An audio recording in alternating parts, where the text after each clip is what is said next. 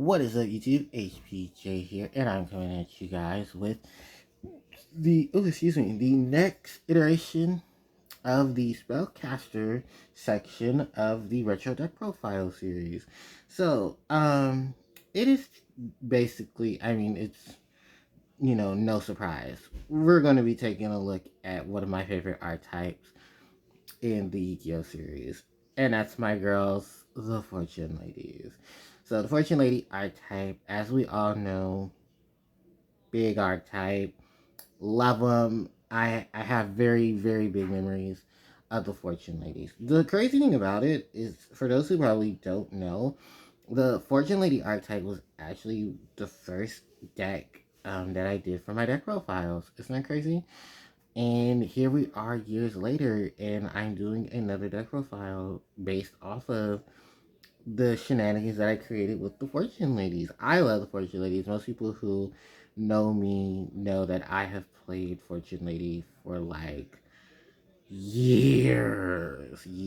I was hooked on this female-based archetype with such fond memories. And I still have fond memories of the Fortune Ladies even now. So yeah, there's a lot to unpack with the Fortune Ladies, and I cannot wait to go over it. So just for a heads up, I don't have all the monsters that I would like to have for my extra deck, so it is going to be 14. You're going to probably see some monsters from that era that are in that era are supposed to be in the era, but it came later. Like, for instance, I guess this is going to be more of an Edison format based Fortune Lady, but it has a lot of Duelist Revolution cards in it and in armor. Like you see the Formula Synchron. That's not till Star Trek Blast. So yeah, there's gonna be a lot of this going around. So I just wanna inform you guys and let you guys know what to see and what potentially is the changes to it. So let's go ahead and go into the Fortune Lady. So starting off is the monsters, and I'm running three copies of Fortune Lady Light. Then that's followed up by 3 copies of Fortune Lady Dark, 2 copies of Fortune Lady Water, 2 copies of Fortune Lady Fire, 1 copy of Fortune Lady Wind, and then 1 copy of Fortune Lady Earth. So that is it for the Fortune Ladies. Then for the non-Fortune Lady monsters, I am running 3 copies of Effect Veiler, followed by 2 copies of Dimensional Alchemist, 2 copies of Kinkabayu. We're going to have to move this over. 1 copy of Necroface, and 1 copy of Chaos Sorcerer. Alright, that is it for the monsters? Yeah, that's it for the monsters. Now we're going to move on into our spells. 3 copies of the beautiful Fortune's Future, then 2 copies of Future's Vision, then 1 copy of Terraforming, 2 Magical Dimension, 1 Burial from a Different Dimension, 1 MST, 1 Ghost Sarcophagus, 1 Allure Darkness, and 1 1 for 1. So that is it for all the spells. Then we're going to move on into the trap cards with 2 copies of Compulsory Evacuation Device, 2 copies of Dimensional Prison, 1 copy of Mirror Force, and 1 copy of Torrential Tribute. That is it for the main deck. That's a total of 40 cards. Now let's move on into my extra.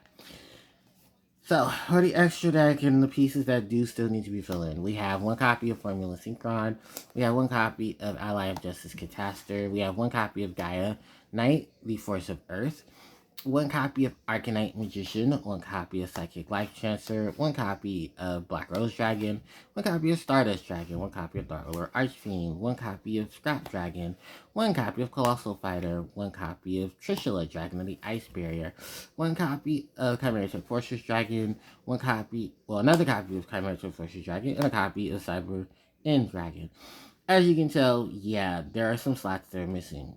And like I said earlier, because of how the time periods are, I kind of couldn't really figure out a middleman.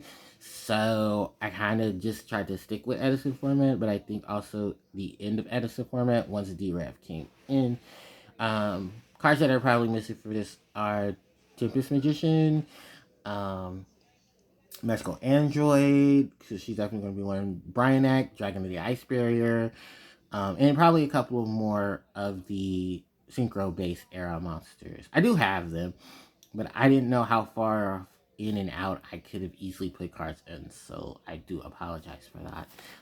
If some cards seem a little earlier than they're supposed to, or some cards just didn't come till later on, which I think the only exception is probably Trishula. So, with that in told, let's go ahead and focus on this main deck. So, starting off with all the cards that like to fall over, let's start off with the monster lineup. So, for the Fortune Ladies, of course, everything revolves around trying to special summon the monsters from either the deck or the graveyard, or even playing around and manipulating the banish. So two of the big hits are, of course, Fortune Lady Light and Fortune Lady Dark. These are the two monsters that will special summon your other Fortune Ladies to the board. Fortune Lady Dark says whenever a Fortune Lady destroys a monster by battle, you can special summon a Fortune Lady monster from your graveyard to the field. So that can get you water, fire, another dark, a light, all those different aspects of the deck that you definitely could take advantage of. Primarily, you want to get water or fire, because water and fire, who we'll get into later, definitely give a big benefit to this deck.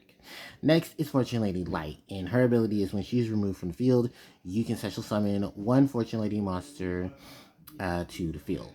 The thing about Fortune Lady Light is that there is a lot of issues with her effect. And sadly enough, with the modern era, they did try to correct Fortune Lady Light, and unfortunately, she does miss out on a lot of things. Well, what are those things? Well, Fortune Lady Light misses her timing due to the effects of particular cards. What are those particular cards? Magical Dimension, which is also in this deck. And with Magical Dimension, the whole array is that because the Fortune Lady Light has left the board, she unfortunately misses her timing. And it sucks that that happens, and it's only because of the fact that if she, if the phrase didn't say you can, then she would not miss her timing. Otherwise, she'd be a solid monster. It also means that in the same sense that some of the monsters from like other archetypes, primarily the ones I'm looking at right now are the Gusto, they wouldn't have issues missing their timing. But unfortunately, a lot of the Gustos do miss their timing, which sucks for the Gusto. So yeah, these two are basically your big summoners for the deck. Now we're going to move on into the next set of Fortune Ladies, and that is Fortune Lady Fire and Fortune Lady Light. Fortune Lady Water. So these are the two that you're going to primarily be summoning off the effects of Fortune Lady Light and Fortune Lady Dark. Fortune Lady Water draws two cards from your deck whenever you special summon her, while you control another Fortune Lady on the field, except for a copy of Fortune Lady Water, if I'm not mistaken. Yes. Then, fortunately, Fire says, and she is no more when she is special summoned in attack position by the effect of a Fortune Lady monster, you can destroy one opponent's monster that they control, and then inflict damage to them equal to the attack of their monster. So, what I did, and this is a reference to some of my earlier days in Yu-Gi-Oh! When I was rocking the Fortune Ladies themselves, I took out a Light Sword deck, and I wrecked it hard, 2 games, because Fortune Lady Fire likes to blow things up. And her big target was a Judgment Dragon, who had no real legitimate out to stopping it. It's crazy though, because it's Fortune Lady Fire doing all of this, but yeah, it was Fortune Lady Fire that helped, that won that. It was a monumental victory, if I do say myself. So shout outs to Fortune Lady Fire. And water is just good draw power. There's been variations of decks, even with the newer support that came out in Raging Tempest. Or is it Rising Tempest? Rising Tempest.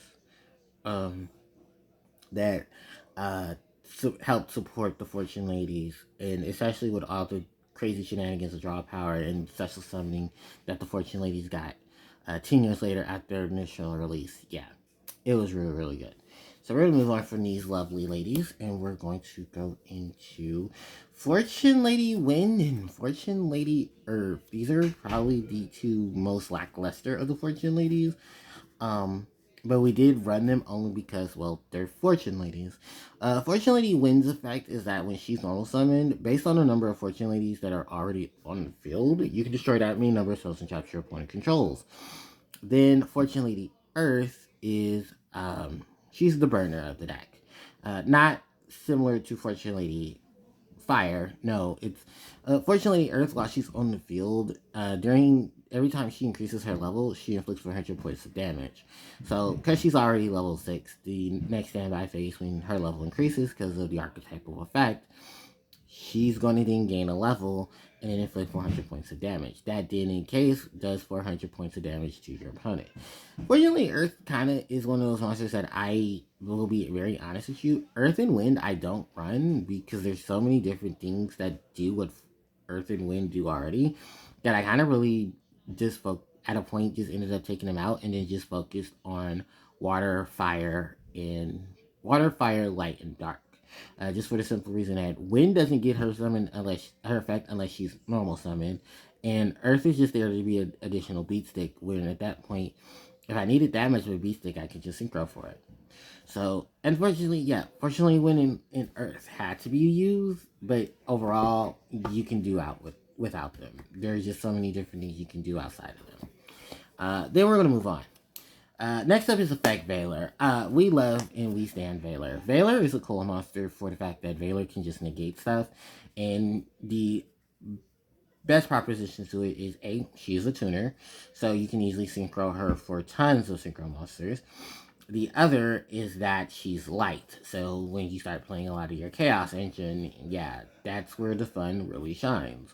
Speaking of which, we're going to go to the not so small Dimensional Alchemist. And this is where I really started developing the Chaos Engine to Fortune Lady because of the fact that Dimensional Alchemist's effect was that you banish the card top of your deck, he gained the points for it. Cute. But when he was destroyed and sent to the graveyard under your control, you're able to add a banished monster to your hand. So you can get back a lot of your Fortune Ladies, you can get back some of your banished monsters for other summons, and all of those things to make sure that you can survive some type of mentality throughout the game. It is a very weird thing with D-Alk, but I love D-Alk because D-Alk just is a really good monster. Also kind of reminds you of like a mini Caius or a mini Chaos Sorcerer. Most of a mini Caius just off of the design. But yeah, I got two of those rocking out. Next up is Kinkabayu. Kinkabayu is cute, adorable, scary, and really, really resourceful. This monster is the only spirit that I actually ran outside of maybe Tsukuyomi, because that was GOAT. But Kinkabayu's effect is that you can special summon when this card is normal or split summoned, you can special summon one level 1 monster from your graveyard to the field. So your two big targets there are Fortunately Light and Effect Valor. Then, if this card leaves the field, you banish the monsters that were special summoned by this card's effect. So, it basically just helps you trigger Fortune Lady Light so that she can go get dark, she can go get fire, she can get water, and then sustain the abilities that are needed for that. Kinka is probably the only rare occasion where it's okay to do a hard normal summon, because the other one is, of course, D-Alk and Necroface when we get to her in just a moment. But it's a very resourceful monster for those little bit of plays that you can get out of it. Then we have Necroface. Yeah, we have a bit of the face out. So this is also another strategy that I used in my deck because I love what the face out strategy with Necroface.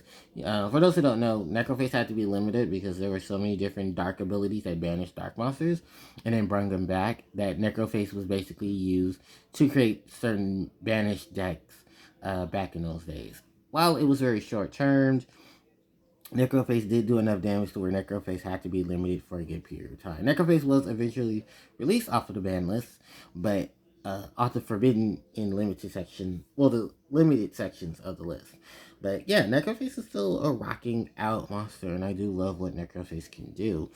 It's a little slower now for most things, but hey, Necroface did get the job done back in the old days, especially when you can manipulate light and dark monsters. Necroface was a good target to manipulate things and even bring things back. So that is Necro. Then the last monster is Chaos Sorcerer, which is an easy target for light and dark, especially coming out at the time Chaos Sorcerer dead, when a lot of the Chaos monsters started to become unbanned. CBLS. For the spells, we have the triple copies of Fortune's Future. This is just draw power for the Fortune Ladies and a bit of a returnings for the Foolish Burial aspect. Sending the Fortune Ladies that are managed back into the grave to then allow you to draw 2 cards, so you can utilize effects like Fortune Lady Dark and even Chaos Sorcerer's Banish so that you can summon him to the board. We have the unacclaimed field spell of the Fortune Ladies. That's Future Visions. Does a lot of disruption for normal summons, which is fine because that forces your opponent to have to really play around it. The other thing about Future Visions is that this triggers Fortune Lady Light the minute she steps onto the field. The instant to note that if this card is removed from the field, the monster doesn't come back. But because of how Fortune Ladies themselves work, you'll be perfectly fine. But it is a 2 of. You don't really need 3 unless you really just want to, piss off your opponent. Which, I mean, heck, Yu-Gi-Oh! Standards, pissing them off tends to have some good benefits. The Terraforming, to search for your field spell. Magical Dimension, to play around with your spellcasters. Just note that you will miss Fortune Lady Light's effect if you do use her with Magical Dimension. So my best bet is just to have another spellcaster already on the board and then, play around with those abilities. Just to get rid of stuff. You can easily take those out and put in some other spells and traps if you need to. Burial from a Different Dimension to give an assistance with the banished cards, so you can play around with those. MST for back row removal. Ghost Sarcophagus to banish cards that you need for later on. A good play with Necroface too, because that just pisses your opponent off even more. Loving those face out strategies, right? Allure Darkness for draw power, and the 1-for-1 to get out some of your monsters, especially your Fortune Ladies, and even try to set up your graveyard. Finally, getting Fortune Lady Light to the field as soon as possible so that you can start removing her from the field with other effects. Going in from there, the compulsory evacuation device to bounce things back to the hand, especially a lot of the problematic monsters. Then we have Dimensional Prison to help out with more problematic monsters. Instead of destroying them, you get to banish them and they don't come back. Then the Mirror Force in Torrential Tribute for the massive removal in cases ever needed. Then from there, we go into the extra deck. So like I said with the extra deck, cards are only here because certain situations apply to them, certain time periods were not established, and yeah, that is a thing. So Formula Synchron, draw power, quick, easy synchro between Kikabayu and Effect Veiler, or Effect Veiler and Fortunately Light. Then we have Ally Justice Catastor to be your basically anti-dark removal. Then we have Gaia, who's just here to be a level 6 beater. Arcanite Magician to play around with the spellcasters and even being a good defensive wall for them. The Psychic Life Cancer as just a generic synchro monster and being able to help you gain some life points, which is not bad. If you're playing with Krebons in them, I highly recommend her as well. Black Rose Dragon to get rid of cards on the board. Stardust Dragon for the defense. Thought Ruler Archfiend, just to have another big body and be able to negate things. Scrap Dragon to blow up your cards so you can blow up your opponent's cards. Colossal Fighter, another generic 8. Trishula, a generic 9, and having some access to that as well. Chimera Tech Fortress Dragon to help us out with the machine problem, because those are always there. And there will be a list of other synchros that I can easily add to this that I'll probably leave in the comment section below. So, with that said and done, because there isn't really too much to talk about for the extra deck, because Fortune Ladies were came around at the time where synchros were really diving. So, as long as you got a decent tuner, you're perfectly fine. Anything else I would like to suggest, I will leave it in the comment section below, so that way you guys can take advantage of those things. And if you guys have anything you would like to add for those who are going to probably play Edison format and want to play Fortune Ladies, let them know about those things in the comment section below as well. Thank you guys so much for watching. I really do appreciate it, and I hope you guys appreciate this video. Don't forget to like, comment, share, and subscribe to the channel, as it helps me out tremendously. You can hit the notification bell to be informed of when I upload more content to my channel. And social media links are in the description box below. And with that said, HPJ signing out. Take care.